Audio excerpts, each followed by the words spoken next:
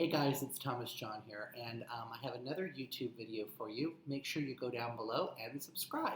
And I know a lot of you have been messaging me and really enjoying the videos and the new content I'm putting out there, so I hope that you'll continue to check out these videos and enjoy them. And thanks for tuning in as always.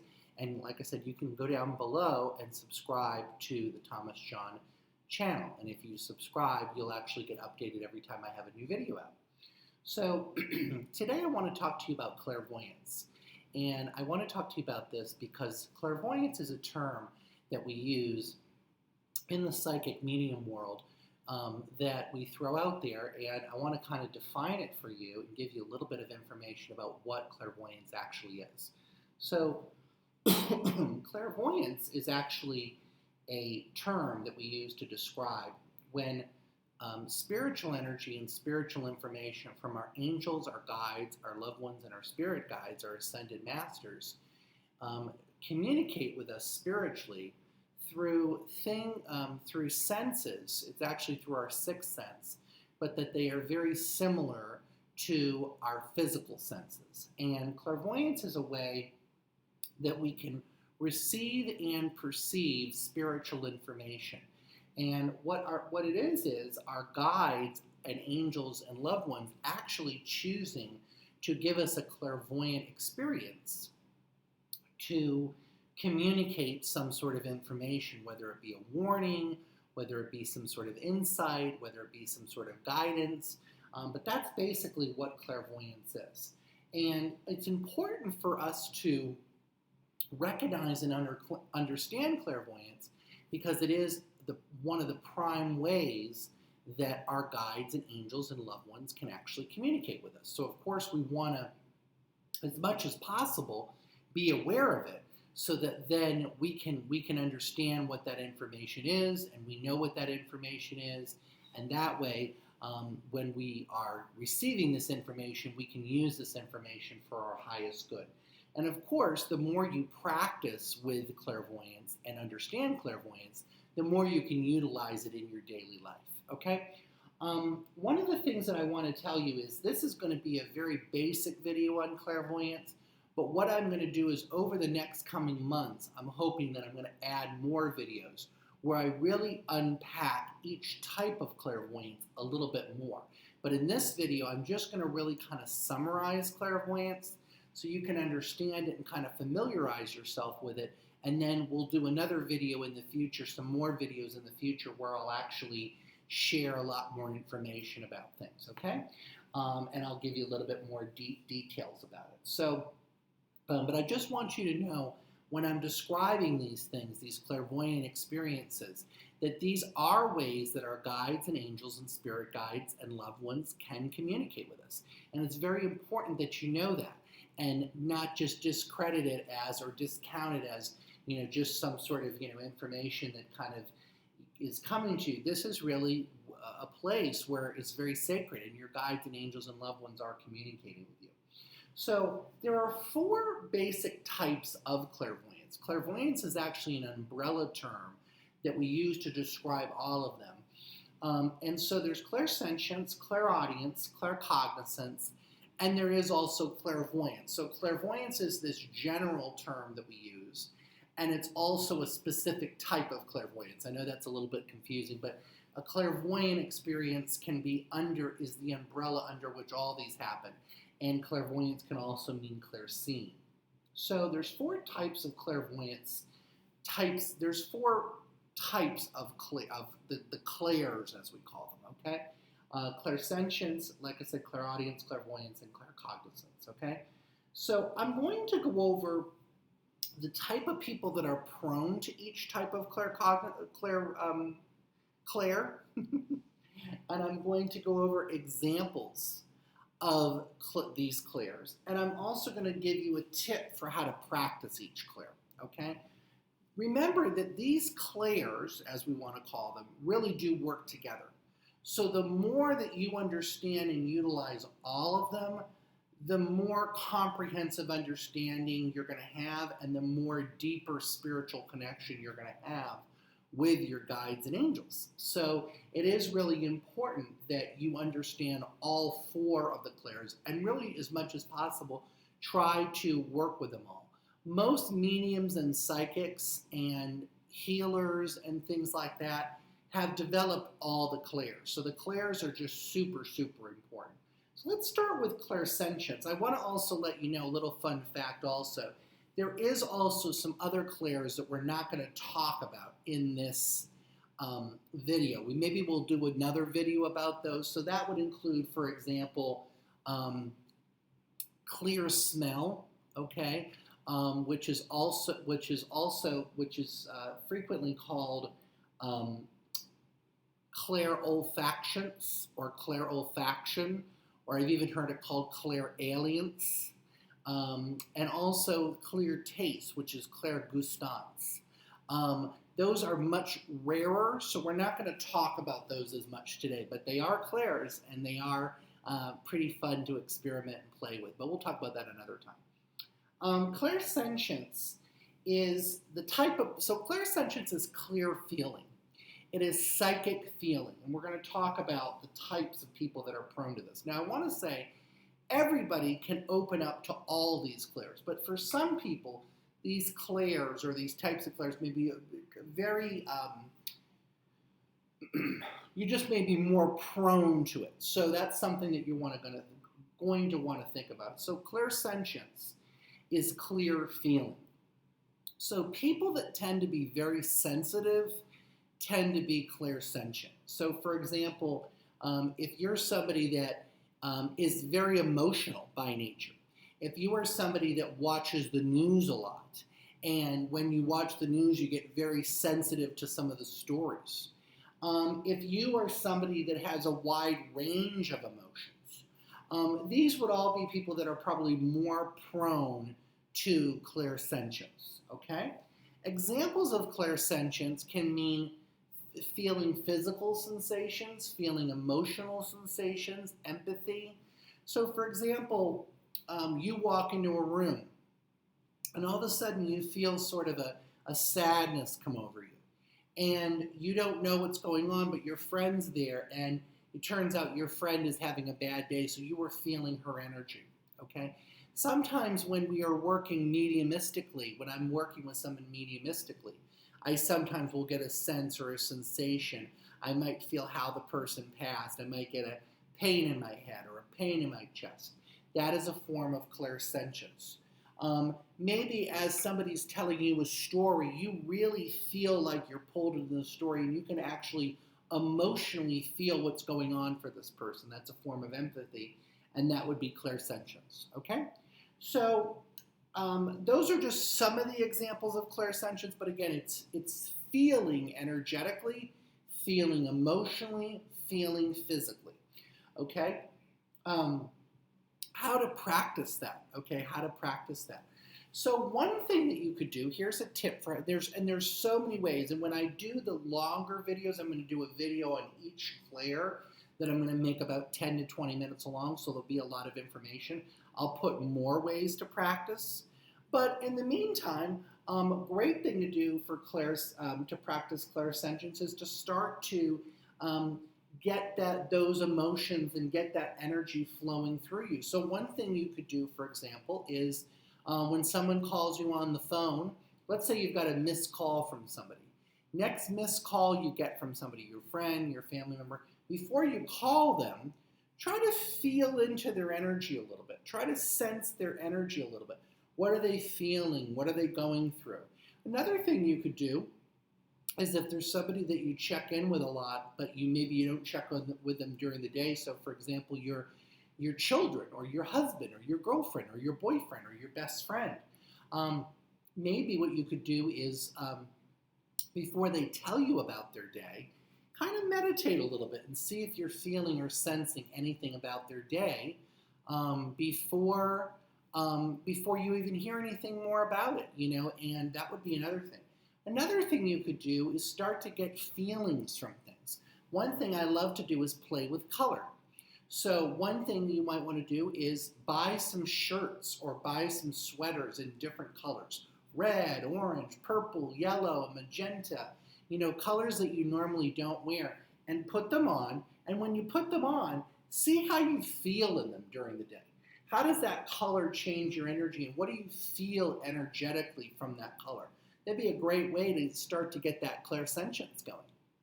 Okay, let's do clairaudience next. So clairaudience is psychic hearing, and this can be internal or external. Some people describe it as a small voice in their head.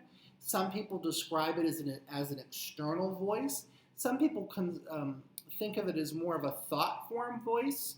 So clairaudience could mean all of those things, but it's really perceiving psychic information from your guides, angels, and loved ones through something that seems symbolically like hearing. So clairaudience, the types of people that are prone to clairaudience are people that you would imagine, people that are good listeners. A lot of musicians are clairaudient. If you're somebody that is really, you can hear something once and you remember it, you probably are prone to clairaudience. And the more you develop this, the more you'll connect with this. We also have another example, some examples of clairaudience. So for example, a few years ago, all of a sudden I was working in my office and I heard, "Call Joe, call Joe, call Joe, call Joe." And I have a few Joes in my life, but the one that came to mind was my cousin. So I ended up calling him. I hadn't talked to him in a while, but it turned out he was going through a medical situation, and I called him and was able to talk to him. So that would be, again, clairaudience. You might be walking down the street, and all of a sudden in your head you kind of hear and think. It's almost like a hearing thought. But you hear "cross the road," and you cross the road, and a block later you end up running into your friend on the street who you wouldn't have seen had you been on the other side. That might be an example of clairaudient. Another thing that could be an example of clairaudient is you're sitting in your house and all of a sudden you hear a song in your head. Or you wake up with a song in your head. Ever had that happen? You don't know why that song has come in. That's an example of clairaudience. So you might want to pause and ask Spirit what they're trying to communicate. Ringing in your ears is also can be an example, not always, but can be an example of clairaudience. So that might be another thing for you to focus on or think about or do. So clairaudience, okay? So practicing clairaudience. This is the one thing that I love to do, practicing with the clairaudience, is I like to call it pulling apart the orchestra.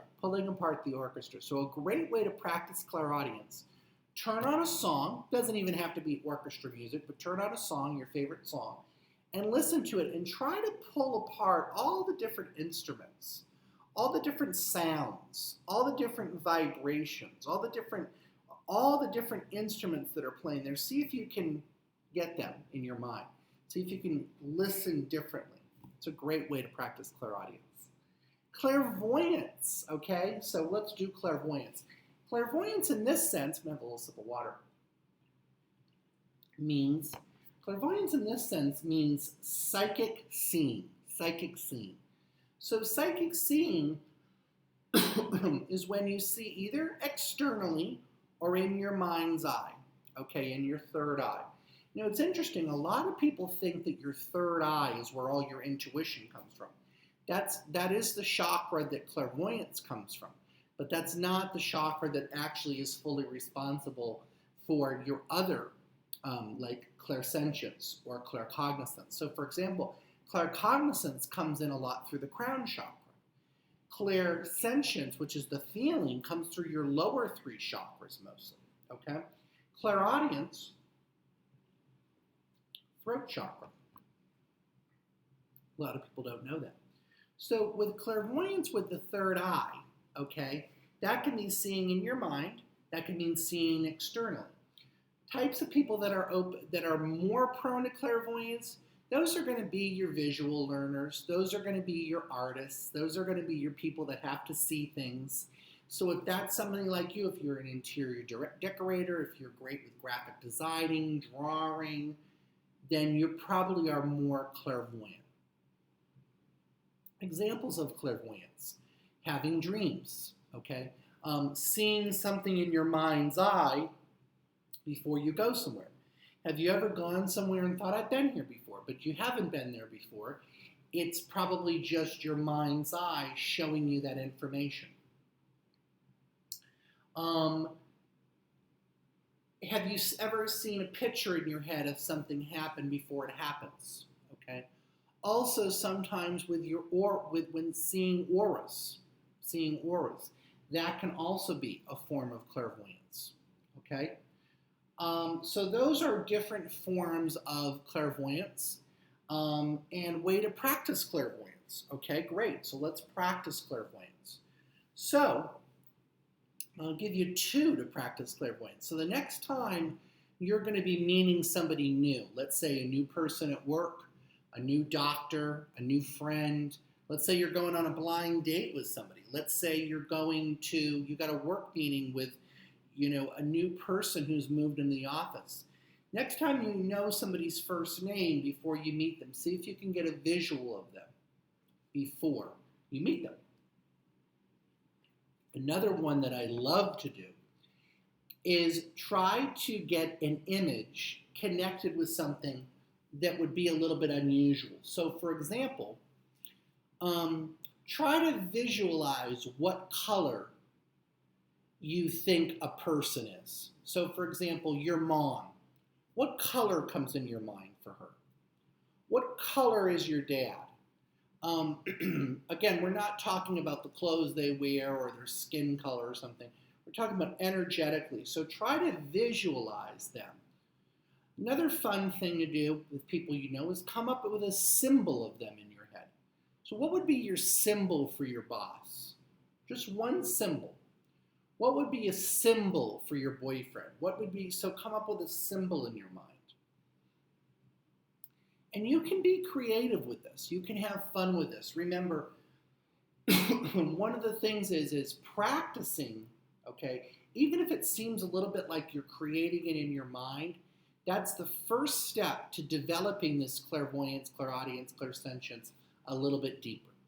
Let's wrap up finally with claircognizance, and that is clear knowing. Clairsentience is probably the most common clair. And I'd say claircognizance is the most, underrated clair. Claircognizance is a really great clair, but a lot of people discount it. So claircognizance is clear knowing.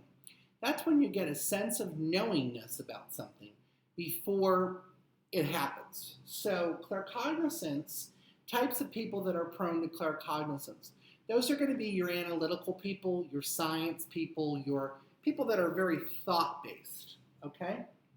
Examples of claircognizance include knowingness of something before it happens, having a thought come to you spontaneously, okay? Knowing to do something, okay? Having the thought that you've got to do something. Having an inspired idea, okay? Knowing that you're supposed to reach out to somebody or call somebody. Those are all examples of claircognizance. Have you ever been in the shower and all of a sudden you think, I gotta call Joe. I don't know why. I gotta call Michael. I don't know why. I gotta make sure I do this, I've got a lot of people, before we're, living in this quarantine coronavirus time, and a lot of people, had a knowingness to do something or, before this happened. So that's an example of claircognizance, okay? How to practice claircognizance. So get your thoughts going. Fun way to practice claircognizance. Here's one that we do in my class. Have somebody you know come up with 5 facts about them and 5 lies, and have them mix them up, and then see if you can get a knowingness, which are the facts and which are the lies, okay? The other thing with claircognizance is to play yes-no with yourself, yes-no. And these can be simple, mundane things, but really go with that initial feeling. Claircognizance is really, really simple. It's really direct. It's kind of like more, I would say, of like a binary clair, because it really works in yes, no, no, yes, go, stop. here, there, far, close. It works more like that. So for claircognizance, for example, you could play a game with yourself. Okay. For example, after this, I am going to leave and I'm going to put on my mask. My friend made these, and I'm going to put on my mask and I'm going to go to the store and I'm going to go to the grocery store. I'm actually going to pick out some groceries and I'm going to buy my groceries for the week. So I could play a claircognizant game and say, okay, will I see a woman with a pink sweatshirt on? So what do I get? I get no. Will there be a long line to go to the grocery store when I go right now? I'm getting yes. So you can play like that with yourself. Okay, that's a good way to start to play with your claircognizance. Again, with claircognizance, we like to call it, those of us that really practice with this and are in this space a lot, we call it the thought before the thought. So don't do a lot of thinking and processing and guessing. That's not what claircognizance is. Go with that first thought that really comes in for you, okay? So anyways, I hope this video is super helpful. I wonder if you're thinking that you may have had a clairvoyant experience before and you never even realized that you did. So comment in the section below and let me know, have you ever had a clairaudient, claircognizant, clairsentient, or clairvoyant experience? Comment below and let me know. Make sure to subscribe to my channel below, and I'll see you next time here on the Thomas John channel on YouTube. Bye, guys.